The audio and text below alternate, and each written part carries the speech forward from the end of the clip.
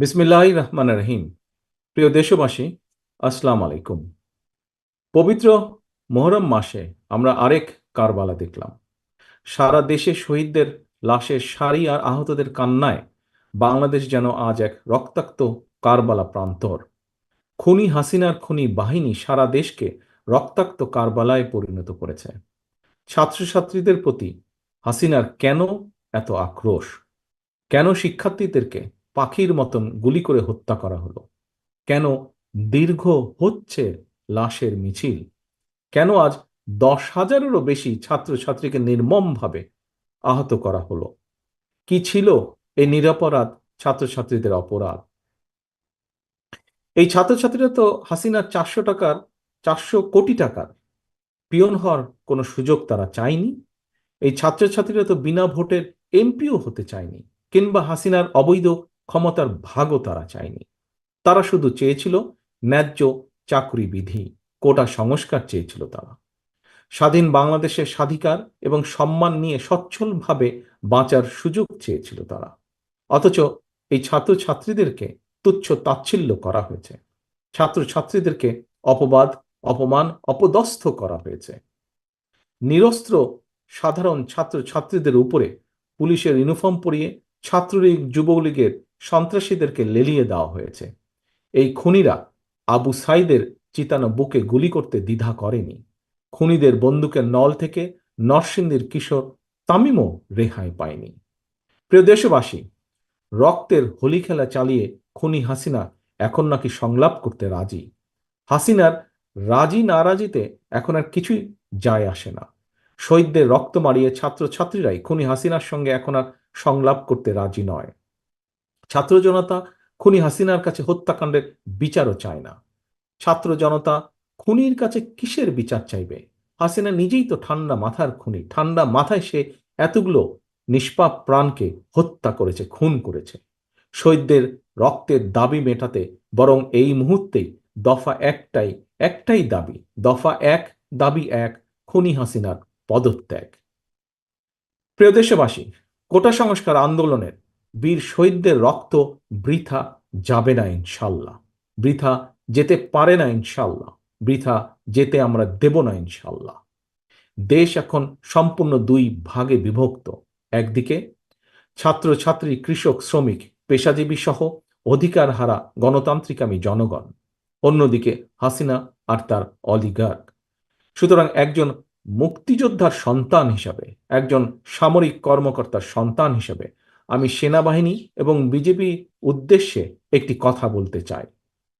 দেশের আপামর জনসাধারণ কিংবা আন্দোলনকারী ছাত্রছাত্রীরা আপনাদের শত্রু নয়, বরং অরক্ষিত সীমান্তে আপনাদের শত্রু রয়েছে। সুতরাং নিজেকে যদি দেশপ্রেমিক মনে করেন, যদি আত্মমর্যাদা উপলব্ধি করেন, পারলে তাহলে অরক্ষিত সীমান্তে গিয়ে সাহসের পরিচয় দিন, ভূমিকা রাখুন। আন্দোলনকারী ছাত্রছাত্রীরা আমার, আপনার, আমাদের কারো ভাই, কারো বোন কিংবা স্বজন।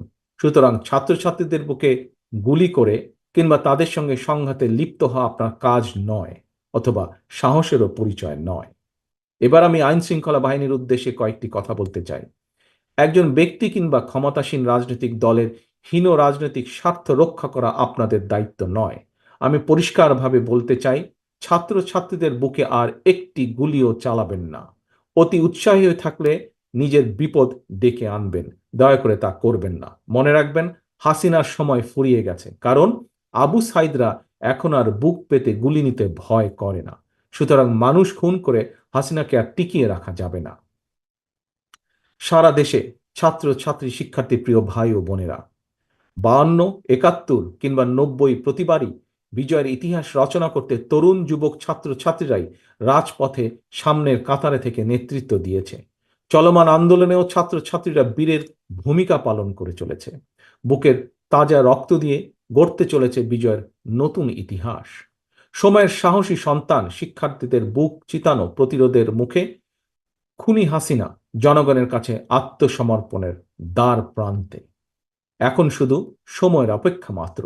চলমান আন্দোলনে বীর শহীদদের রক্ত আর ছাত্রছাত্রীদের সীমাহীন সাহস, ত্যাগ, তিতিক্ষার পথ ধরেই তাই শুধুমাত্র কোটা সংস্কারই নয়, অচিরেই বাংলাদেশের মানুষের কাঙ্ক্ষিত রাষ্ট্র সংস্কারের পথও রচিত হতে যাচ্ছে ইনশাল্লাহ। সম্মানিত প্রিয় অভিভাবক বৃন্দ, গত দুদিনে এ পর্যন্ত সারা দেশে প্রায় অর্ধশত ছাত্রছাত্রী শহীদ হয়েছেন। আমি মহান আল্লাহর দরবারে শহীদদের আত্মার মাগফিরাত কামনা করছি। এবার আর কেবল শোক প্রকাশ নয়, শোককে শক্তিতে রূপান্তর করে শহীদদের রক্তের বদলা নেওয়ার এখনই শ্রেষ্ঠ সময়। আপনি কি শহীদদের রক্তের বদলা নিতে চান না? একজন অভিভাবক হিসাবে আপনি কি আপনার ভাই বোন সন্তান স্বজনের নির্মম হত্যার বিরুদ্ধে প্রতিরোধ গড়ে তুলতে চান না? তাহলে কিশোর ফারহানের মায়ের আহ্বানে সাড়া দিন, রাজপথের দখল নিন। ধানমন্ডির কিশোর ফারহানের বয়স মাত্র 17 বছর ছিল। নরসিংদীর তামিমের বয়স ছিল মাত্র 15। অথচ এই শিশু কিশোররাও হাসিনার খনি বাহিনীর হাত থেকে বাঁচতে পারে নাই। হাসিনা ক্ষমতায় থাকলে নারী পুরুষ শিশু কিশোর কেউ নিরাপদ নয়। খুনি হাসিনার বন্দুকের ভয় চুপ করে থাকলে আমাদের ভাই বোন সন্তান স্বজনদের নিরাপদ ভবিষ্যৎ নিশ্চিত করা যাবে না।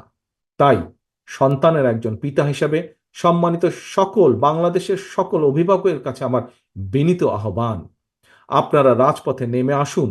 ভাই বোন সন্তান স্বজনদের আন্দোলনের পাশে এসে দাঁড়ান, তাদেরকে সহযোগিতা করুন, সাহস দিন। প্রিয় দেশবাসী, খনি হাসিনার ক্ষমতার লোভের কারণে বর্তমানে গার্মেন্টস কর্মী থেকে শুরু করে নোবেল বিজয়ী প্রত্যেকটি শ্রেণী পেশার মানুষ লাঞ্ছিত, অপমানিত, অধিকার বঞ্চিত। এখন আর বসে থাকার সময় নয়। আপনি শিক্ষক, আপনার দাবি আদায়ের জন্য আপনাকে ছাত্রলীগের হেলমেট বাহিনীর সঙ্গে হয়তোবা আপোস করতে হচ্ছে। শিক্ষকের সম্মান ফিরে পেতে চাইলে রাজপথে নেমে আসুন। আপনি হয়তো একজন পেশাজীবী, আপনি অধিকার বঞ্চিত, লুটেরা দুর্নীতিবাদ চক্র আপনার প্রাপ্য অধিকার কেড়ে নিয়েছে। আসুন, রাজপথে নেমে আসুন, অধিকার আদায়ের সংগ্রামে যোগ দিন, স্লোগান তুলুন। ফেরত চাইলে অধিকার, রুখতে হবে দখলদার। ফয়সালা নয় আদালত, ফয়সালা নয় আদালতে, ফয়সালা হবে রাজপথে। ইনশাল্লাহ সেদিন বেশি দূরে নয়, যেদিন বাংলাদেশ থেকে এই খুনি চক্রকে বাংলাদেশের আপামর ছাত্র ছাত্রীরা বিদায়ী করেই ঘরে ফিরবে ইনশাল্লাহ। আল্লাহ হাফেজ। বাংলাদেশ জিন্দাবাদ। বাংলাদেশ জাতীয়তাবাদী দল জিন্দাবাদ।